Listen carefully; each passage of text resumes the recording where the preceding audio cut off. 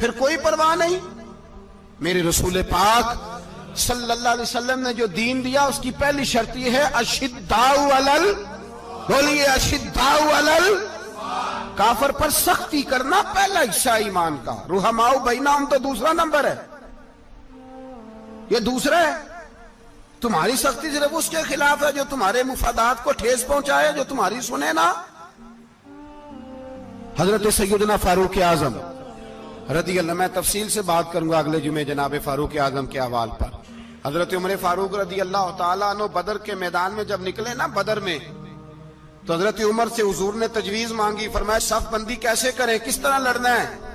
جناب عمر فاروق رضی اللہ تعالیٰ عنہ کہنے لگے حضور یہ جتنے آئے ہیں نا کافر لڑنے، یہ کسی کا کچھ چاچا لگتا ہے، کسی کا کوئی ماموں لگتا ہے، کسی کا بھائی ہے، کسی کا بیٹا ہے، تو محبوبہ صف بندی کی کیا ضرورت ہے، جو میرے رشتہ دار ہے میرے حوالے کریں، میں گردنیں کاٹ کے آپ کو دیتا ہوں.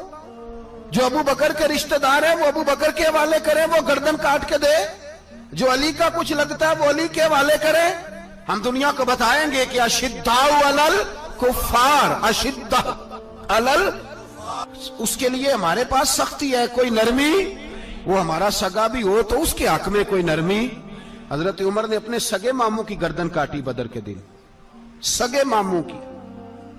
حضرت ابو عبیدہ بن جراح، سنو، اسلام امن کا درس دیتا ہے، محبت کا درس دیتا ہے. بھائی اسلام ہی تو امن کا درس دیتا ہے، پر جڑی بوٹی کاٹنا بد امنی نہیں ہوتا. ظالم کا ہاتھ پکڑنا بد امنی، اور امن والے اور ہوتے ہیں بزدل، ان دونوں میں فرق ہوتا ہے. امن والا بننے کا کہا گیا ہے، بزدل بننے کا کہا. میرے نبی پاک نے جو بدر میں تلوار اٹھائی تھی، زرہ پہنی تھی، حضور علیہ السلام نے لوہے کی جیکٹ پہنی تھی، تو وہ بھی میرے رسول پاک نے امن کے لیے ہی پہنی تھی. میرے نبی پاک صلی اللہ علیہ وسلم نے احد کے دن جو ہتھیار اٹھائے تھے تو وہ بھی امن کے لیے اٹھائے تھے، وہ بھی امن کے لیے حضور نے ہتھیار اٹھایا تھا. ہتھیار اٹھانا بد امنی کی علامت نہیں ہوتا میرے بھائی، یاد رکھ. حضرت ابو عبیدہ بن جراح نے میدان بدر کے اندر جب جنگ کا طبل بجا، حالات بگڑے، جناب ابو عبیدہ بن جراح کہتے ہیں تاریخ نے ایک عجیب موڑ پہ مجھے لا کے کھڑا کیا. آپ فرماتے ہیں میرے لیے اللہ نے جو آزمائش رکھی وہ سب سے بڑی رکھی. فرمانے لگے جب میں میدان میں نکلا تو کافروں نے میرے سامنے جس کو لا کے کھڑا کیا وہ میرا سگا باپ تھا. اور فرماتے ہیں اب مشکل بن گئی. عشق تیاگ دوویں ایک برابر، تے عشق دا سیک ودھیرا، اگ تے ساڑے ککھ تے کانے، تے عشق ساڑے تن میرا، تے اگ دا دارو می تے پانی، کوئی دسے ہیں عشق دا دارو کیڑا. بلے شاہ تھے کچھ بھی نہیں بچدا جتھے عشق ہوراں دا ڈیرا. فرمانے لگے اب میرے لیے سامنے باپ، ادھر بیٹا. آپ فرماتے ہیں دو رستے تھے، باپ بچاؤں یا رسول اللہ کا دین بچاؤں. ایک منٹ تھا فیصلہ کرنے کے لیے کہ ابا بچے گا یا دین بچے گا، کفر بچے گا یا اسلام بچے گا. فرماتے ہیں میں نے منٹ پورا نہیں سوچا، میں نے تلوار اٹھائی، باپ کی گردن کاٹ کے گرائی اور رسول اللہ کا دین بچا لیا.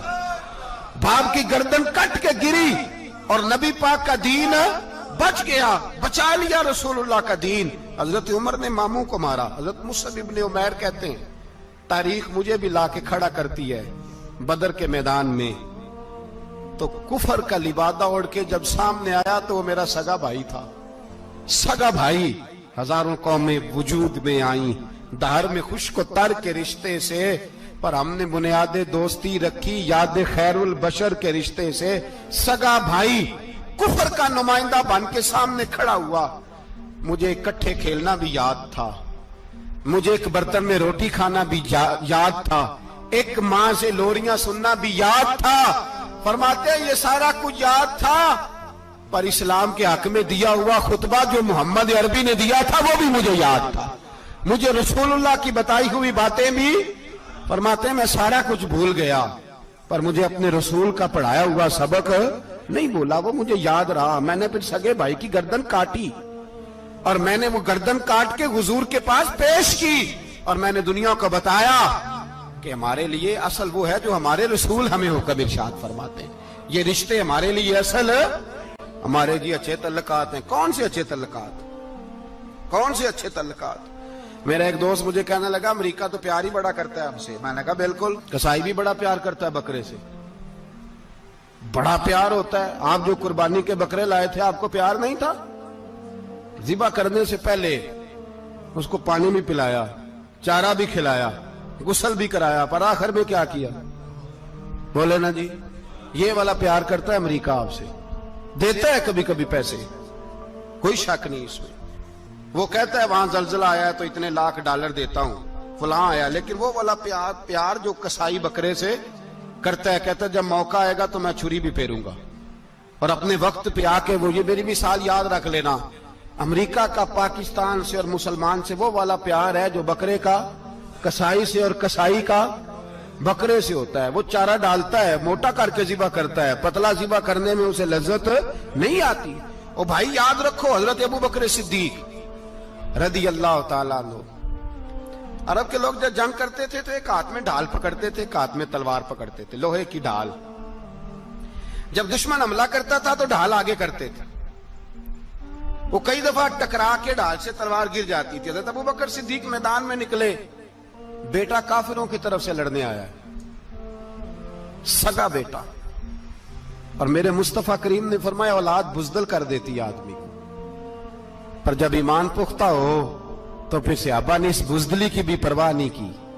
سگا بیٹا کافر کی جانب سے آیا. حضرت ابو بکر صدیق نے تلوار سے حملہ کیا, بیٹے نے ڈھال آگے کی. جب صاحبزادے نے ڈھال آگے کی نا تو حضرت ابو بکر کی تلوار لوہے کی ڈھال سے ٹکرائی, تلوار گر گئی. اب حضرت ابو بکر نے ہتے ہو گئے, صاحبزادے نے اٹھائی تلوار. کہتا جب میں مارنے لگا تو خیال آیا گھر تو میرا اجڑے گا نا, باپ تو میرا ہی ہے نا. صاحبزادے کہتے ہیں میں ابو بکر صدیق کو چھوڑ کے چلا گیا. بعد میں مسلمان ہو گئے, کلمہ پڑھ لیا. ایک دن گھر میں بیٹھے تھے تو بات شروع ہو گئی. صاحبزادے کہنے لگے ابا جی وہ یاد ہے نا جب میری ڈھال سے آپ کی تلوار ٹکرائی تھی اور تلوار گر گئی تھی تو میں نے آپ کو باپ سمجھ کے چھوڑ دیا, میرا ہی گھر اجڑنا تھا باپ سمجھ کے. جناب صدیق اکبر رضی اللہ تعالیٰ عنہ, صاحب ابن شام نے لکھا ہے کہ اپنی سرین پر 2 دفعہ ہاتھ مارا, 2 دفعہ. کہنے لگے بیٹے تو اس وقت کافر تھا, تو نے مجھے چھوڑ دیا. میں جب واپس پلٹا تھا نا اسی دن اسی لمحے تو میرے دل میں خیال تھا کہ بیٹے نے تو چھوڑ دیا ہے, لیکن اگر بیٹا یوں میری تلوار کے نیچے آتا میں بیٹا سمجھ کے معاف نہ کرتا, کفر کا نمائندہ سمجھ کے قتل کر دیتا.